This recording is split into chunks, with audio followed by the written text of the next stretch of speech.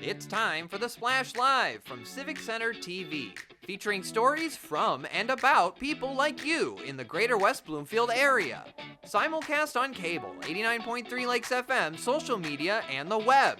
Now live from Green Media Center on Walnut Lake Road, it's the Splash Live.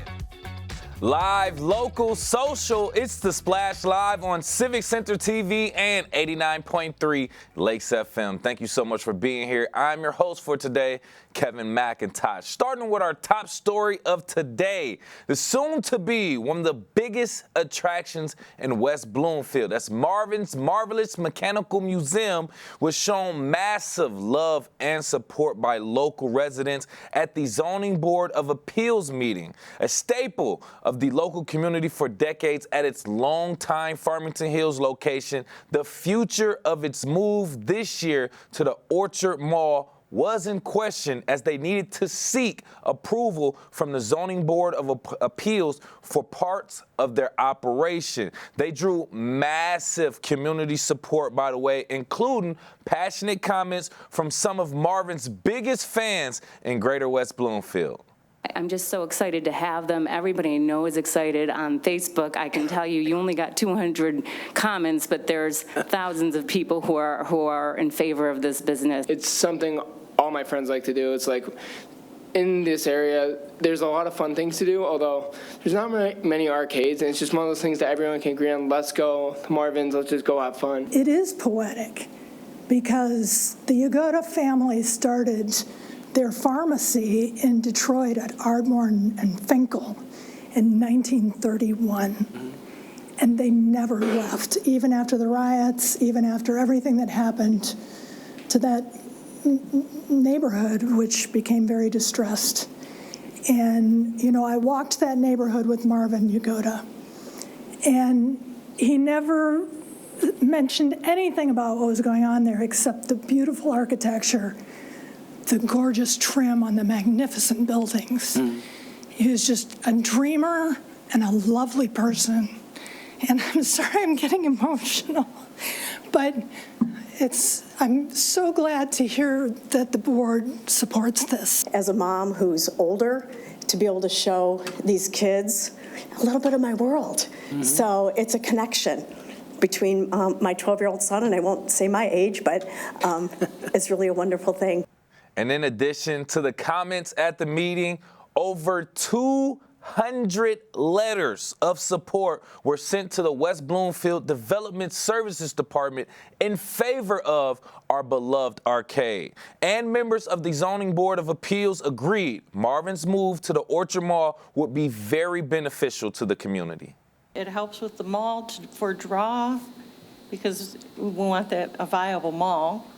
And it will bring people to the town center district. This is a perfect example of when a variance request is appropriate, given the opportunity to make a minor modification to the variance to allow for a business that enhances the community, is so well embraced by so many people, contributes to the goals of our community in terms of having entertainment for families, attracting families, supporting businesses. I mean, this is just a win for everyone. It aligns with, everything that we do for our community from in every age group. So it's exciting to see that you're still here. There's so much going on at your old place and redevelopment there that you're hopefully easily able to just move your business a little bit north. Now, in case you didn't know, projects tend to go to the zoning board when they are seeking variances against existing ordinances. For the Orchard Mall, representing their soon-to-be tenant, the needs proposed were fairly straightforward. So the first variance is a variance of 20 feet to permit a coin-operated amusement device business to be closer to a residential unit line. So what they've proposed is 80 feet, and the requirement we have is 100 feet. The second is a variance to permit access through a front exterior wall of the Orchard Mall instead of an entranceway common to other business establishments within Orchard Mall. As with the Planet Fitness case, the proposed use by Marvin's Marvelous Mechanical Museum is compatible with the existing mall use and surrounding uses. and the proposed reoccupancy of the vacant space previously occupied by Save on Drugs will not interfere with the orderly development of the area, as everything is proposed to stay the same on the site. And ultimately, support from West Bloomfield for this project was overwhelming, and it was reflected in the zoning board's decision. I think that everyone here has a special connection to Marvin's. My grandparents took me there as a child. I hope one day to take my grandchildren there, and I hope that that's a cycle that gets to continue. May I get a roll call vote, please? Mr. Justy? Yes. Ms. Hagopian? Yes. And Mr. Colo? Yes. And the chair is yes. Good luck with your project. We look forward to seeing you. Thank you very much. Thank you. Excited for you. And you can watch the full zoning board meeting on demand on our website, civiccentertv.com. And for more updates on Marvin's Marvelous Mechanical Museum's big move to the Orchard Mall, you can visit them on their website, Marvin, the number 3, the letter M.com for more information. And speaking of Marvin's Marvelous Mechanical Museum, we are now being joined by the owner of Marvin's Marvelous Mechanical Museum to give us a little bit of the story from his side. We want to welcome Jeremy Yagoda to Civic Center TV's The Splash Live. Thank you for being here, Jeremy. Thank you for having me. Now, per usual, we're happy to have you here, Jeremy. We're happy for everything that you've done. We just watched the videos from the Zoning Board of Appeals and everything that happened there. First and foremost, how did it feel from you to receive such overwhelming support from the Greater West Bloomfield community?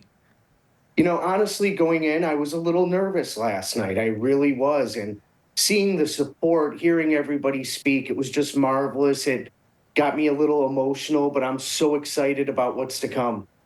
And I can honestly see the emotions in your face, Jeremy. You're watching people just tell their stories, listening to people say how excited they were just to have memories there and how excited they are to have memories going forward, even bring their grandkids to Marvin's Marvelous Mechanical Museum. So we can't wait, and we're happy about that. But now we also have to speak to the collaboration and the work that you're doing with the West Bloomfield Township. So overall, can you just share more about your experience with working with the West Bloomfield Township officials and the support you received from them? You know, from the very start of this, from the first time that we met with them, it's just been marvelous. They've been supportive. They've been excited. You know, everybody has expressed that they really want us there, and that just, it's touching. It's overwhelming to hear all the support and see all of it, and I couldn't have asked for a better city than West Bloomfield and the entire government to help me through all of this. And my landlord at Orchard Mall is just, I couldn't have found a better landlord possibly. Yes, it's a collaborative effort, and we love to see the support, like we said, not only just from the residents, but also West Bloomfield Township officials. Now, I also want to speak to the level of, like you just kind of spoke on, other businesses and organizations. Have you received any outreaching from other local business owners and organizations, and how have those relationships developed, if so? You know, I mean, I've heard from pretty much everybody who is in Orchard Mall about how excited they are for having us come.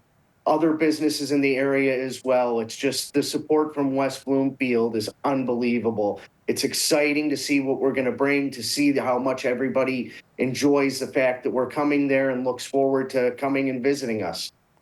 Yes, now let's get straight to it. I want to talk about that part, but we'll do this right here, live on The Splash. It's owner of Marvin's Marvelous Mechanical Museum, Jeremy Yagoda, talking about that big move to West Bloomfield and getting so much love and support from the West Bloomfield community to make that move into Orchard Mall. Now, I want to talk about that. Let's just, you're obviously, we're officially done with our Farmington Hills location, the bittersweet moment, I understand, but now we're making the move to the new chapter. So can you just talk about how the progress on preparing for the new space is coming along with the space that's almost 3 times as big as what you were working with before? Well, it's going to start this week. We're starting moving things out. We're starting with all the big machines on the ground, and then we're going to work our way up from there. You know, the walls, the ceiling, everything's coming down, and hopefully everything will be going up in the new location. And you know, now it's just a matter of the permitting, and we're full steam ahead on the build out and everything going forward from here. Jeremy, I'm gonna be honest. When I came, you all have so much stuff, Jeremy. I'm just thinking about how extensive that move, how many moving parts goes into that move, and then also there's a lot of vintage things there that people have to take care of, and it probably takes so much care just moving. So I imagine it's going to be a long, careful, but very, very drawn out move from Farmington Hills to West Bloomfield. Now, can you just speak on some of the new features and things that we can expect with this big move? I know, like we said, we're expecting big space. So just paint that picture for other things that we can see new at the new location. Well, we're going to have a couple private party rooms for birthday parties, so they don't have to be in the middle of the snack bar. They can actually be in a room by themselves. We're going to be adding some new photo booths, some new antique games, some new ticket redemption games, all kinds of new things just to make a bigger impact. But we're also going to be able to actually spread the stuff out for a change, which is really exciting, to make it more accessible, more easy to get around, and we're just excited. I'm excited too, Jeremy. I really, really am. And I think the entire community is excited. I speak for everyone when I say that also. Do we have, by any chance, any special plans or events in the works possibly for this big grand opening? Absolutely. I don't really have any details yet, but okay. Follow us on Facebook, and as it gets closer, we will be announcing everything, and it's going to be exciting. Is there anything that the community can do, anything further that the community can do in this progress or this transition to kind of further help and support? For right now, just following us on Facebook, showing your support there, and it's all we need for this moment, and we're really excited. It's going to be marvelous. Perfect. Marvelous. No pun intended, right? Last thing, Jeremy, just to ask, just to paint that picture, what does it mean to you and your family to carry on your father's, Marvin's, legacy into this new West Bloomfield location? My father, this was his hobby. It was a passion. It was never just a business. And I've absorbed that from him, and it's the same for me. And these are things that we always wanted to do. Shortly after we opened, we realized we needed more space, but we just never have had the opportunity to expand. And, this unfortunate situation has turned into a great situation because it's put us in the corner and given us the opportunity to do these things and expand. And just seeing how many people are touched by what my father started out of passion is overwhelming. It's emotional. It's exciting. I just can't wait. And I can agree with that too. That just speaks volumes to the work and how many lives that, Marvin's Marvelous Mechanical Museum have changed and touched in the area. And it also, everything happens for a reason. This happened so that you can see the overwhelming support that you receive in West Bloomfield. So once again, thank you for everything. We are looking forward to it. And we want to thank you again for your time. Owner of Marvin's Marvelous Mechanical Museum, Jeremy Yagoda. Thank you again, sir. Thank you.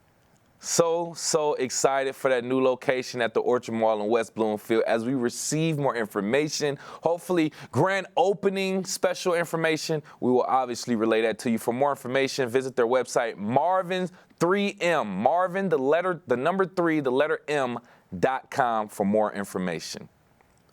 Taste of Keego 2.0. It's called Restaurant Week. It will be running from January 27th to February 2nd, showcasing local culinary talent and offering some special menus or discounts at participating restaurants. It's a very, very exciting week that we should all be looking forward to right here in the greater West Bloomfield area. And joining me right here live on The Splash to give out all the deets in regards to Taste of Keego 2.0, we have from Keego Harbor Parks and Recreation, Kirsten Sonneville Douglas. Thanks for being here, Kirsten. Kevin, and Happy New Year. Happy New Year to you. I want to just overall get the overview. Let's paint that picture for our audience, right? What is Taste of Keego 2.0? What does that look like overall? Really Restaurant Week, just with a fun branding. Some historical is, we used to do an event called Taste of Keego at Santia Hall. It was Keego Harbor Parks and Rec's largest fundraiser. And when the pandemic hit, unfortunately, staffing and not being able to get together were concerns. And then just wanting to make sure that we were supporting our local community and those establishments that support us and make our city so great. And so we just kind of rebranded it 2.0 and made it Restaurant Week, so bringing and driving customers to the restaurant. All right, I'm already starting to get hungry just thinking about this. I want to talk about the community impact when it comes to this event ultimately. How has Taste of Keego Harbor actually helped strengthen the connection between like local businesses and restaurants and the actual residents? Great question, right? It just brings people together, which I think is so great, and it helps boost our local economy, our local businesses, and fostering some pride in our community. We have some great eateries, right? And so just getting that out there and encouraging people to try something new even. Nice. Can you give us some insight into some of the restaurants that will be featured and or some of the feedback you received from some of them? Super. We have 11 this year, so we're very excited, and we have some new ones. So I'm just going to list them off in no particular order. We've got Gino's, The Lodge, Jet Pizza, Canals, Tequila, Flores, and more. Bar Chocolate, Lorenzo's Pizza, Buscemi's, Tony's Deli, Harbor Steakhouse, and Jaybird.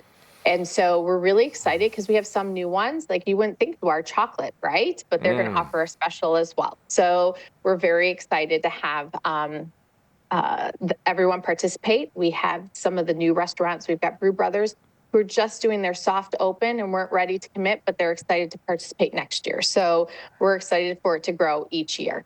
Ooh, you just named a few different restaurants, different cuisines, just in the restaurant names. And I'm just like, I could eat that all day, every day. I cannot wait. So I want to ask about that. With that being said, you just named the restaurants that are being featured so far at Taste of Keego 2.0.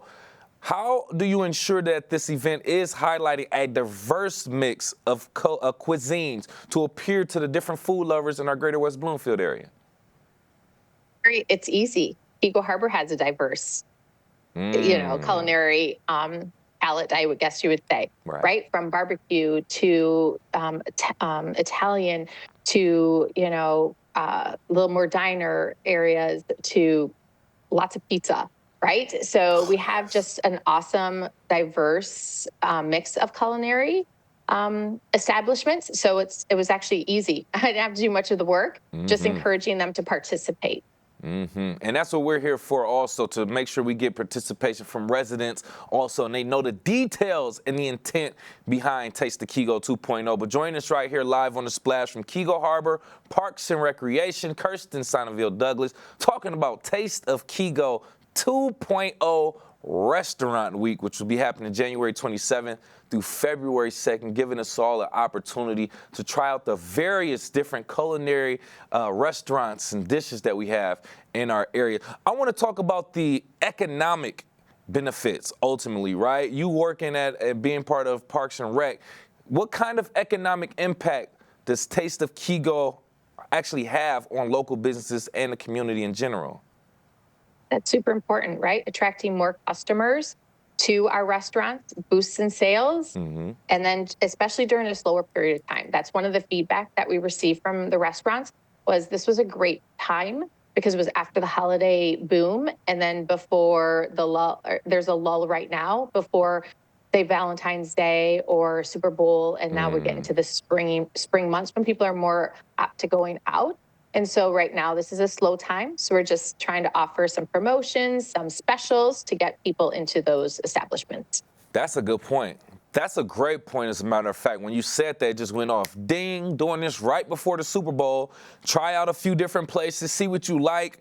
By the time the Super Bowl happens in another week, figure out what you like and go ahead and order that in great bulk. Get it catered to your home, as a matter of fact. That's what we can do. And that's just one of the things that I'm thinking of we can do, right? But what are some other things residents and even visitors can do to contribute to making this event even more successful? Try something new. Share this, right? We have a great community, and our neighbors are so close, right? From Sylvan Lake, Orchard Lake, West Bloomfield, Farmington, Waterford. It's not very far. And so people can come try out some of the new restaurants, some of the specials that are offering, right? Like Gino is offering a special menu. What other ones are there? Like Lorenzo's is offering a special on pizza, and we'll be highlighting those on our Facebook page, the Keego Harbor Parks and Rec Facebook page, as well as on the city website, so people can find out what those specials are. Nice, nice. Can I ask you a personal question, Kirsten? Do you have, see, when you name pizza, you instantly have my heart. So I can eat pizza pretty much from anywhere. Do you have any personal favorite dishes that you enjoy from any of these feature restaurants? I'm really excited to try the new Harbor Steakhouse. I haven't been with the new owner, so I'm very excited about trying that one. Lorenzo's, Jets, those are ones that we always go to. So we'll be ordering that too. We just tried, Buscemi's, my family just tried that a couple of weeks ago after an event. And so it was just nice to kind of check it out. We haven't tried the taqueria, sorry, I'm saying it wrong, Flora's and more. I haven't tried that. So we're looking forward to trying that. So it's just kind of fun to try some new things. It gets us out and about too. Nice, nice. I can't wait. I can't wait. I do want to ask one more thing real quick. And join us right here live on the Splash from Keego Harbor Parks and Recreation, Kirsten Sonneville Douglas, talking about Taste of Keego 2.0 Restaurant Week, January 27th through February 2nd. Now, I want to ask about maybe the future. I mean, this has been going on for a while. What about evolving it and expanding it? Are there any plans for that? What does that look like, if so? Stay tuned. Right, to be continued, right? We're always hoping more restaurants will participate. We have, extra spaces in Keego, so we never know what's going to come. Like I said, we did have Brew Brothers that just opened where Mary Donnelly's was, and so they do want to participate next year. So I know that we have more restaurants that are willing and will be joining us, but stay tuned. Perfecto. Just want to give you this last opportunity, Kirsten. Who, what, where, when, why, the details of Taste of Keego 2.0 to our audience again. Taste of Keego 2.0, the end of January 27th through February 2nd, happening in Keego Harbor restaurants. Share with your friends. Tell a neighbor. Tag us in a post. The more that we can support our community, the greater the connection is. That's right. And we'll be here to also continuously spread that word. Thank you again, once again, from Keego Harbor Parks and Recreation, Kirsten Sonneville Douglas. We appreciate your time. Thank you. Can't wait. Just talking about it alone has my stomach rumbling. So we want to make sure everyone goes out there and support, and we'll continuously keep you updated with more information regarding Taste of Keego 2.0. As the temperatures are continuously dropping here in greater West Bloomfield and all across the Midwest, we have to find out how we can save money on our energy bills while still kind of keeping ourselves warm as well. I had an opportunity to actually speak to a local home inspector who actually gave out some great tips and practices on how we can stay warm and save money on our energy bills. So the thing about sort of the greater Metro Detroit area in general is we have everything from brand new builds to homes built, in the late 1800s. So in that, you end up, really old homes, there's almost no insulation in them, right? Energy efficiency wasn't a thing back then. And then, you have homes like this one that were built, in the late 50s, 60s. There's lots of those in West Bloomfield. And those homes may have some insulation or some energy efficiency, but there are lots of things that can be done to those homes as well. In greater West Bloomfield, we enjoy our local lakes during the summer, but we find ways to protect our homes from the lake effect wind during the winter. Particularly if your home has older windows and on that lake or windward facing side, you can get like a plastic film that can go over those, because odds are you're probably not going out those windows and doors. You're not opening them this time of year anyway. So you can put something like that, because even that amount will stop quite a bit the actual physical draft when you're getting wind forcing that air in. Some of the energy saving changes you make may depend on your current status and future plans. So as a renter, obviously you're not going to be putting in brand new windows or things like that, but you don't really have to. There are a lot of things that you can pick up from any big box home improvement store, to stop door drafts, to wrap around windows, gaskets that seal around those things, all of that stuff. You can get window film. If your home that you're renting has older inefficient windows, you can put window film on the inside. Even things like heavy curtains, can reduce your energy loss through windows by about 10%. But as a homeowner now, depending on how long you want to live in the house may also determine the amount of material upgrades you want to do. Things like more energy efficient windows, doors, adding insulation to your attic. If you live in an older home, there may be very little or no insulation in the attic, and that's a tremendous amount of heat loss to an attic. And there are a lot of programs that are available both through the utility companies, DTE, and consumers, as well as there are state and federal programs that are called HOMES, HOMES, and HEAR, HEAR, that will give you pretty big rebates for all sorts of those upgrades. I want to thank Jessica Lawden for inviting me in her home and allowing us to learn so much about how we can save money on our utility bills while also staying comfortable inside during these very, very harsh winters. You can rewatch that entire interview on our website, civiccentertv.com. Click on the On Demand tab. And while we are experiencing these very harsh winters, polar vortexes, and more, there has to be a reason as to why we're receiving this unusually cold winter. We'll talk about that and explore that more as we come back. We are live, local, social. It's The Splash Live on Civic Center TV and 89.3 Lakes FM. We'll be right back with The Splash Live.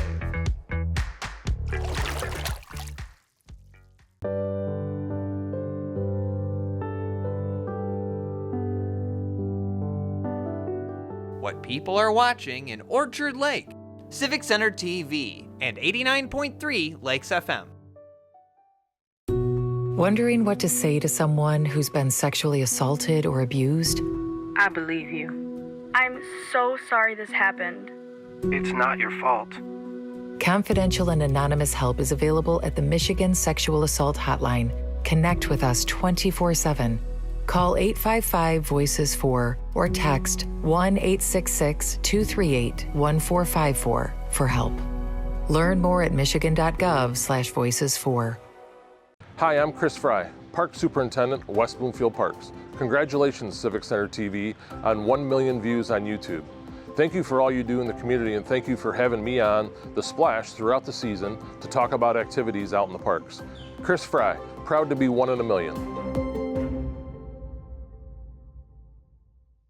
Find local municipal meetings at our program schedule on civiccentertv.com. Find when your meetings air live or when they're replaying on our Civic Center TV live stream. Find it all at civiccentertv.com and click schedule at the top of the screen.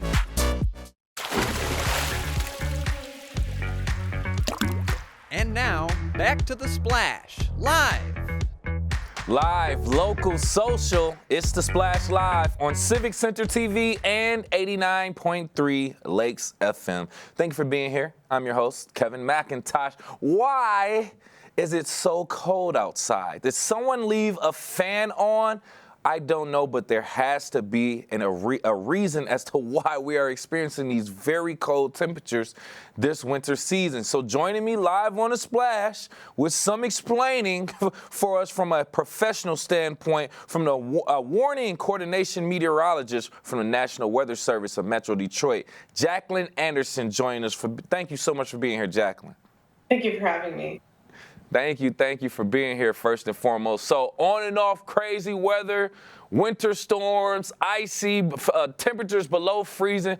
We get it all here in Michigan first and foremost, but the winters can be a little bit harsh and a little bit moderate at times. So I just want to immediately go into some steps that we can take as West Bloomfield residents to prepare for severe cold weather that we experience or the snow.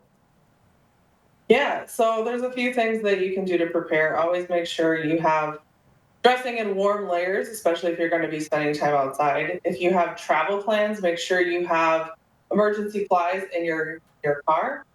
And just make sure that you're taking those precautions, and always check the forecast before you leave, because you never know just how cold it might get that day or how much snow that we're expecting on a given day. So making sure that you're staying up to date with the forecast so you can prepare ahead of time is really important.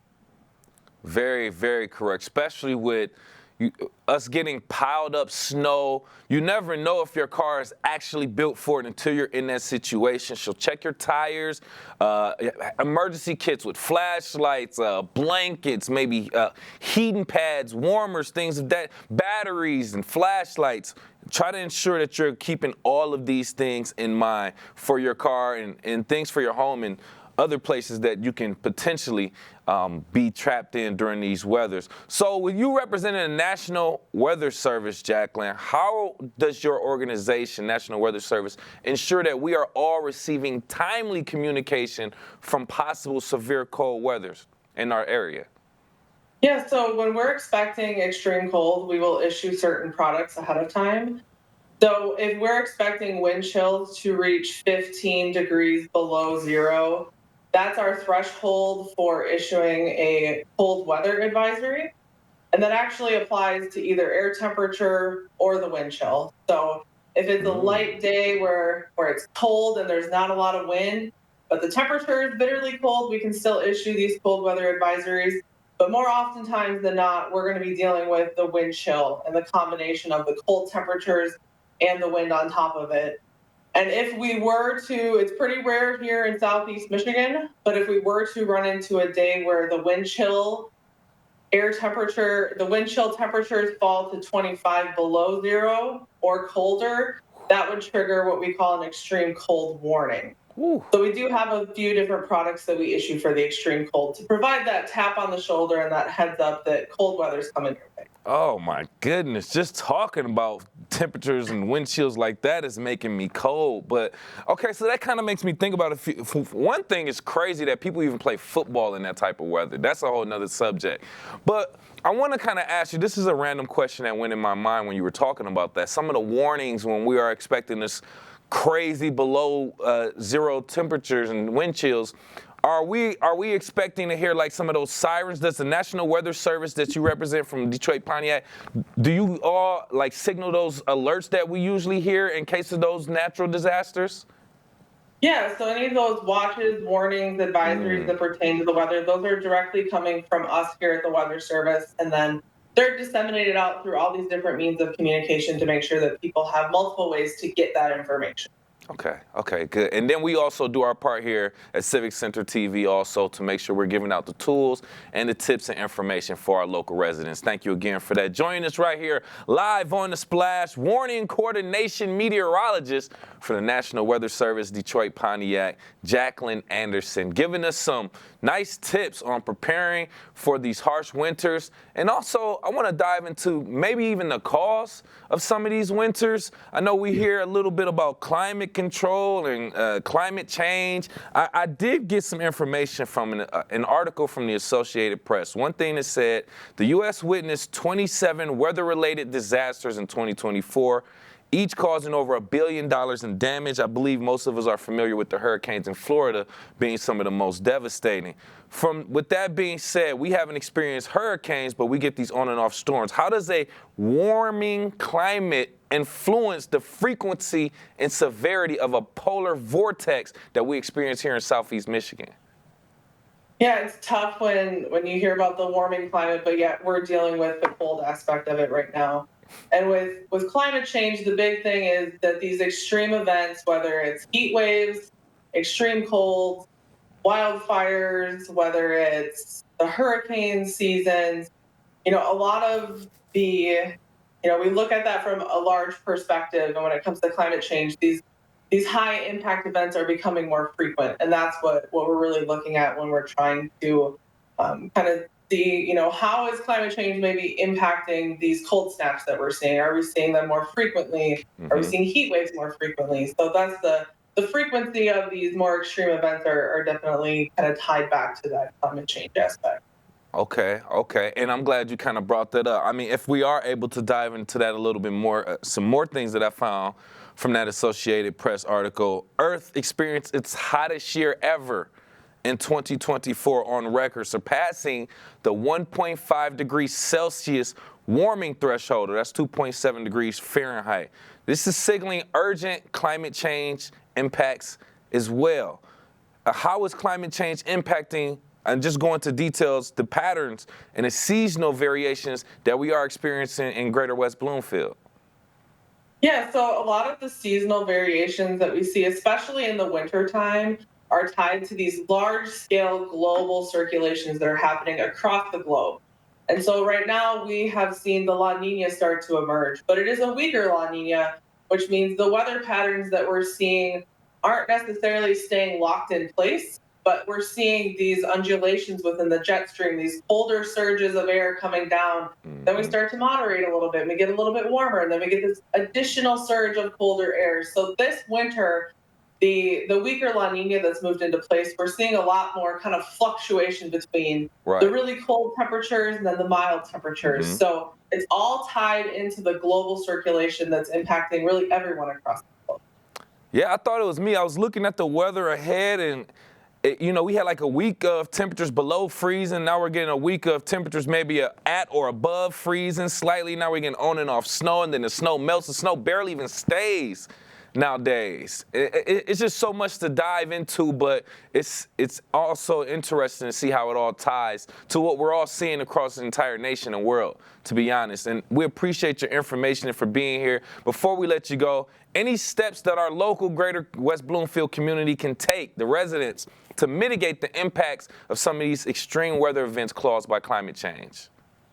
Yeah, I'd say your best course of action is to not only be aware of what the weather is coming ahead in the upcoming days, but have preparedness plans in place. Have these discussions with your family, your friends, at work, whether it entails discussions about winter weather or severe weather when we get into the convective season. Make sure you're just having those conversations. Have a preparedness plan and be prepared ahead of time. Please do. Be proactive instead of reactive, I should say. That way you are prepared for these winters that we all get on and off right here in Michigan, I should say. We want to thank you again so much for your information. Warning coordination meteorologist for the National Weather Service of Detroit Pontiac, Jacqueline Anderson. Thank you for your time. Thank you for having me. Very interesting to learn some of the global natural disasters and how they tie into our weather that we receive right here in the Greater West Bloomfield areas. Thank you again, Jacqueline Anderson, for that important information. We will continuously talk about the weather, how it affects us and our daily lives as we continue on the program. Right now, we are live, local, social. It's The Splash Live on Civic Center TV and 89.3 Lakes FM. We'll be right back with The Splash Live. Good nutrition can help make sure you have enough iron, calcium, and vitamin C in your body, which can make it harder for lead to enter your bloodstream. Help protect your family from the harmful effects of lead. Last week, Brandon met a girl on a dating app. One day after work, he finally found the courage to ask her out. No answer. He started to panic. Was he being too pushy? Maybe it was too... Hey, sorry I didn't respond. I was driving. I would love to go on a date. How does tonight sound?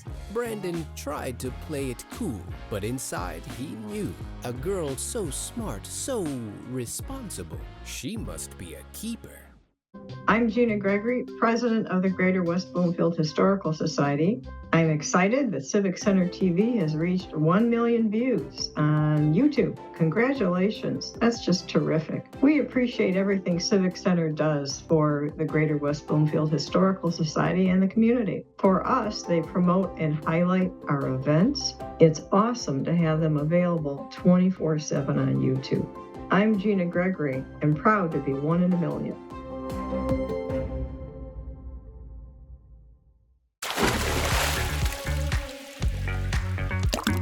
And now, back to The Splash, live.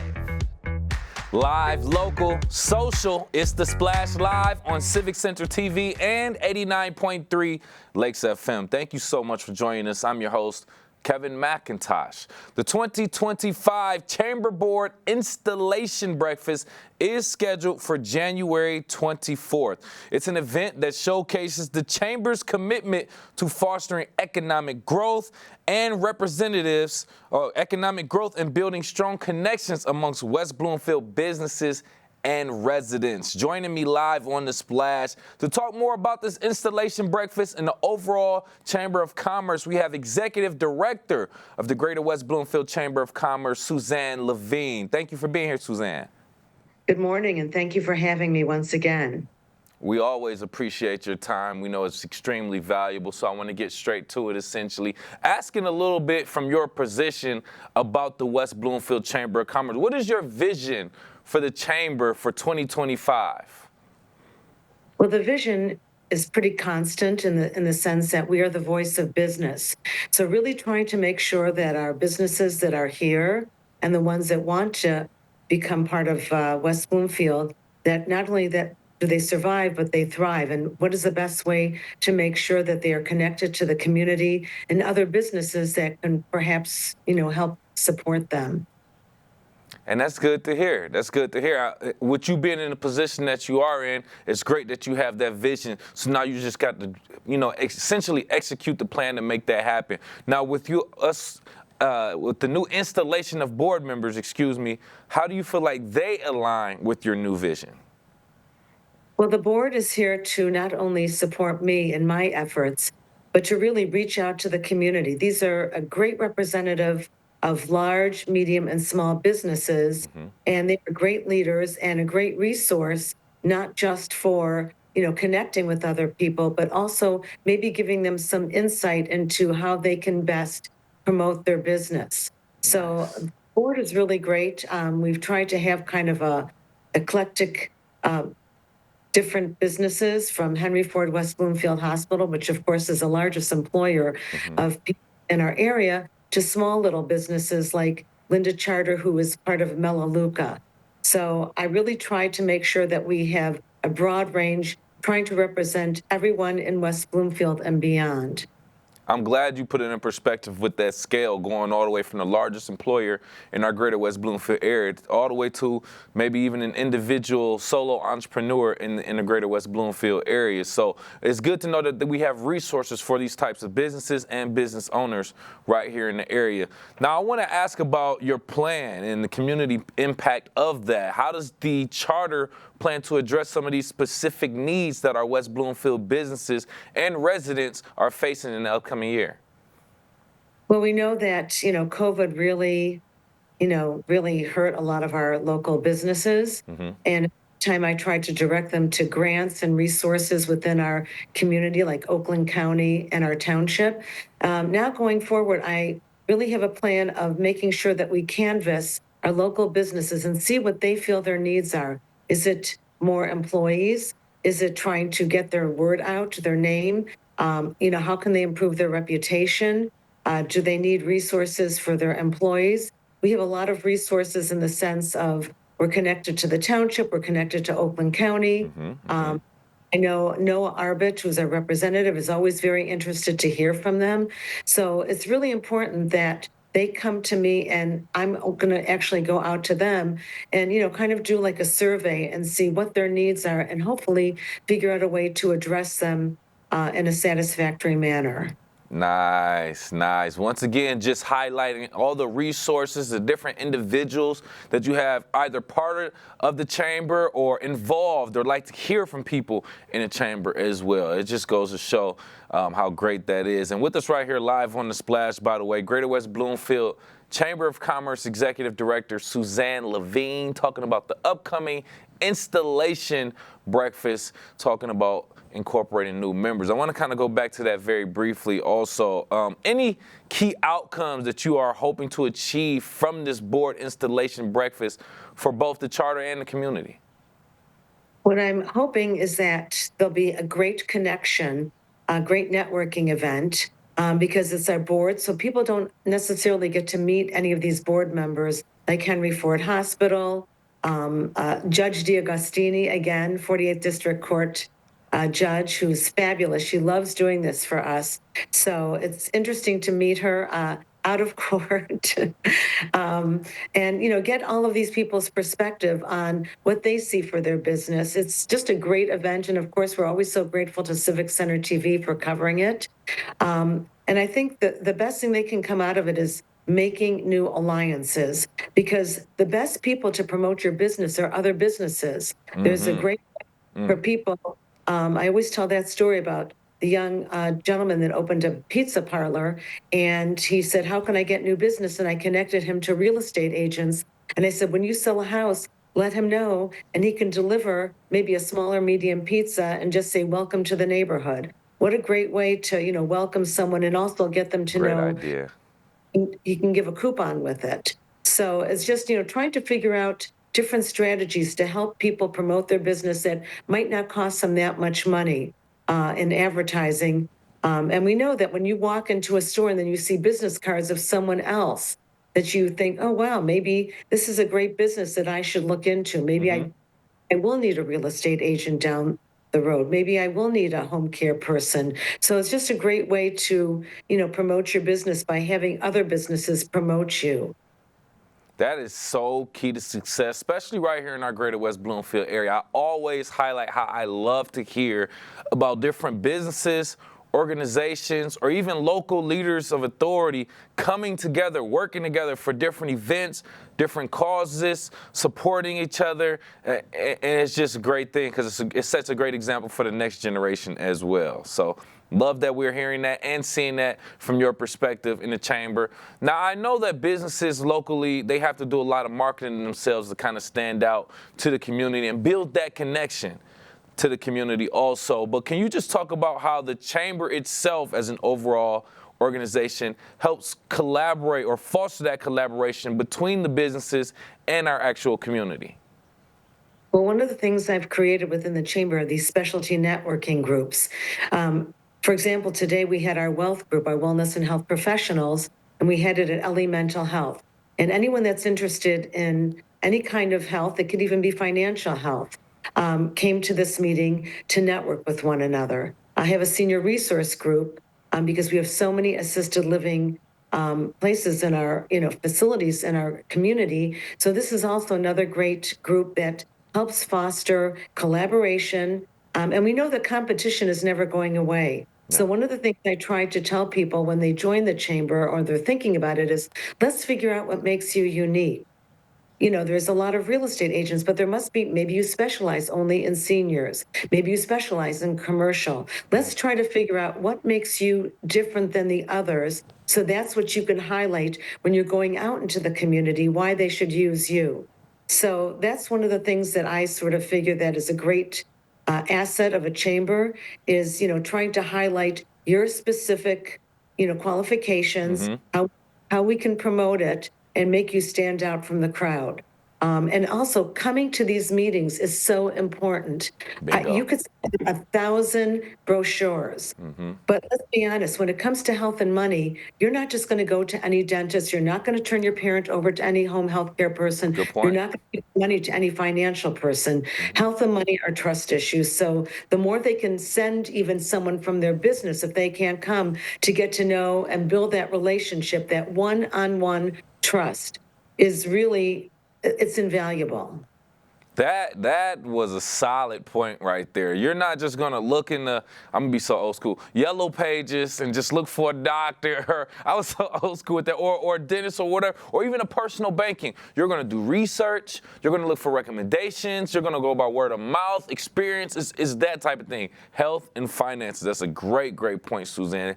Glad you brought that up. With us right here live on The Splash, Greater West Bloomfield Chamber of Commerce Executive Director Suzanne Levine, talking about the upcoming Chamber Board Installation Breakfast, which will be January 24th, and also just talking about how the Chamber helps local businesses and provides resources in general. I want to kind of ask a little bit more about the Chamber and its resources and how it helps businesses. Specifically, with some of the business trends. Now, we were talking about how businesses adjust to the winter and the different seasons. You know, maybe you're selling a certain product for the winter and then you adjust for the summer. But what about economic trends? How does the Chamber help address some of these changing, not only economic trends, but the challenges also that they may face in the area?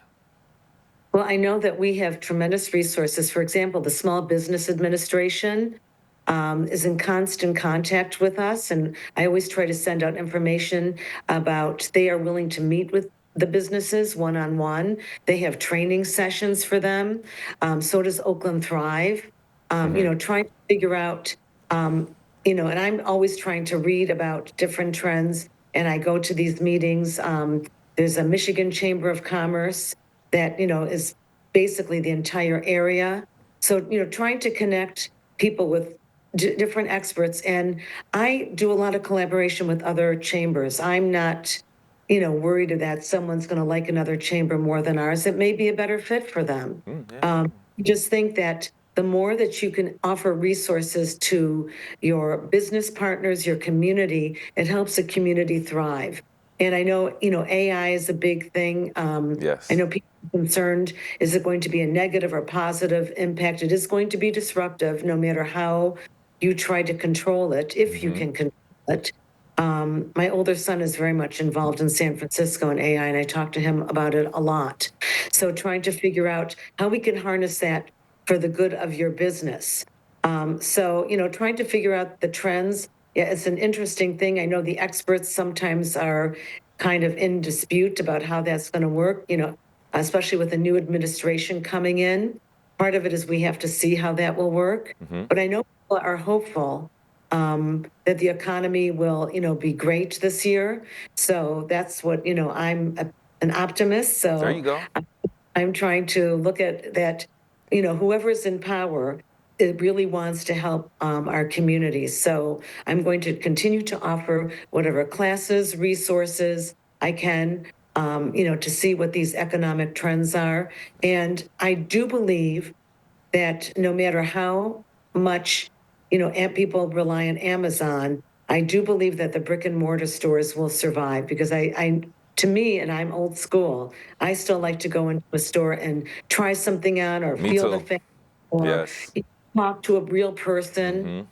So, and that's another thing that we need to make sure that your employees are the front line. If you have the greatest product, but you have an employee that is negative, and that's their first interaction, a person may never come back and never even tell the store why they're not coming back, or a restaurant. So that's, you know, really important to, you know, make sure that if someone is having a bad day, don't impose it on someone else. I mean, you know, we all have bad days.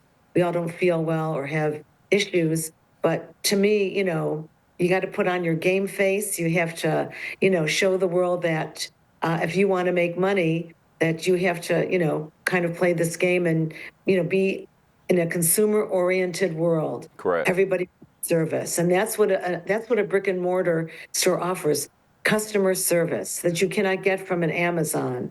Good you know, point. with some of these, you know, other when you order online. So yeah. And you said that for both ends of the spectrum, for the business owner, the aspiring business owner, and also for the consumer. We need to take more value in these brick and mortars. The convenience, yes, it's convenient.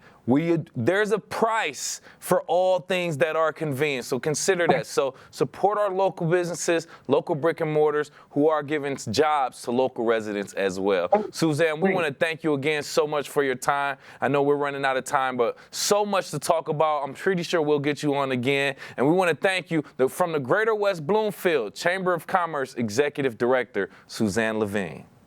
Thank you again, Kevin, for a great interview and for all that Civic Center TV does for us, our community. And we greatly appreciate that. Once again, the installation breakfast with the West Bloomfield Chamber of Commerce will continuously keep you updated with that news as it is happening January 24th here in Greater West Bloomfield. A local business is celebrating 2 years of service right here in West Bloomfield. That's the West Bloomfield Goldfish Swim School. And joining me right here live on The Splash to talk about this very special milestone, we have Pool Operations Manager from Goldfish Swim School, West Bloomfield, Kate Mahaffey. Thank you for being here, Kate. Thank you so much for allowing me to be here. Live TV, you gotta love it. We appreciate it. So we just want to very, very quickly, as I was just explaining, 2 years. What does this mean to you and your team to celebrate 2 years at Goldfish Swim School? It means so much. Huge possibilities and a better and a brighter future for all of our young children. Our team here has been working so hard to educate not just swimmers, but the parents too, and grandparents and aunts and uncles about water safety. So it's just been a blessing to see all of our swimmers grow and get better and practice those water safety skills. And then having parents and grandparents and aunts and uncles practice at home with them. It's just fun to see all of their great accomplishments in the water. Now, I see if you're watching on Civic Center TV, you see the #2 balloon right behind her celebrating 2 years of service to our greater West Bloomfield community. Can you just share any details? Do we have any special events, activities planned for this milestone celebration? So we just had our 2-year anniversary party on the 20th. It was a blast to see all of our members come in, and even we got some new people walking in the door that's heard of us, but never even thought about taking swim lessons. They were swimming. It was so much fun. As you can see right there, we had a blast, and we had tons of lifeguards, and our swim instructors were in the water playing with the kids. It was just a blast to see that happening. That seems so much fun. And as we can obviously see if you're watching on CivicCenterTV.com, we have a lot of people, a lot of residents from the greater West Bloomfield that went out there to support them and help celebrate 2 years in West Bloomfield. So, like I said, we wanted to just speak on how the community support has been and how it's been going on, how it has helped you all be here for 2 years. Just speaking on the school's perspective, though, what are some of the biggest accomplishments or even milestones that Goldfish has had since opening? I mean, we have been getting more lanes, more teachers, because our classes are getting fuller and fuller. So that's a great news to hear that we're going to be opening up more lanes so we can accept more people coming in. And we're going to be extending some of our time periods on the weekends. So therefore, we'll have longer classes to help those parents that want to swim, but maybe we were just not in their time frame, and now we are. So as we're growing, we're seeing more hours of operations, and we're opening up more and more lanes, which is just so much fun to see. All these kids just coming in, our pool's just getting fuller. We're getting more lifeguards because we have so many people in our pool right now, and it's just fun to see that. Growth. I love to hear it. Love to hear it and see it. Growth right here in West Bloomfield based on the support that you're getting. With us right here live on The Splash, Pool Operations Manager for Goldfish Swim School, West Bloomfield, Kate Mahaffey, just talking about their celebration and milestone and what it means in general. Don't want to hold you up too much longer, Kate. Just a few more questions. With you all being established here for 2 years now, can you just say from your angle, what sets Goldfish Swim School apart from other local swim schools? I think it's our core values. Our core values, we live and breathe it. We always want to make sure we're giving out the golden experience, treating people with integrity, compassion, and trust, wow customer service. And the most important one is celebrating. We celebrate our kids all the time. Any accomplishment they do, we let them know no matter how big or small, we're going to celebrate them. Nice, nice. And it's glad that you all do that, and we appreciate you again. Like I said, we want to let you go. Any additional information, news that you want to let the residents of Greater West Bloomfield know in regards to celebrating 2 years of service for Goldfish Swim School? Well, we do have our Refer a Friend program. Right now, they're getting a $50 credit. So if you are a member here, bring your friends in. You'll get your $50 credit. Also, just knowing that we offer water safety presentations, those are super huge. We go to schools, we go to daycares, we go to churches, we go to the communities, we go all over. We even have them come into our school and do water safety presentations. And it's just educating parents and children how to be safe in and around the water. We have it for all ages from 4 months all the way to 12 years. So we have all these amazing resources for parents, how to keep their babies safe at home, and then also how to help our kids to be safe when they're out at the lakes or the other pools, how to be safe. And we appreciate very valuable information, especially for our babies right here in our homes. So thank you again for everything that you and the team does at Goldfish Swim School. Once again, Pool Operations Manager for Goldfish Swim School in West Bloomfield, Kate Mahaffey. We appreciate your time. Thank you. Thank you so much. And congratulations again to them over at Goldfish Swim School. We appreciate any and everyone for watching and listening to The Splash Live as we give you all the information and talk about things that are affecting you right here in your homes. We are live, local, social. It's The Splash Live on Civic Center TV and 89.3 Lakes FM.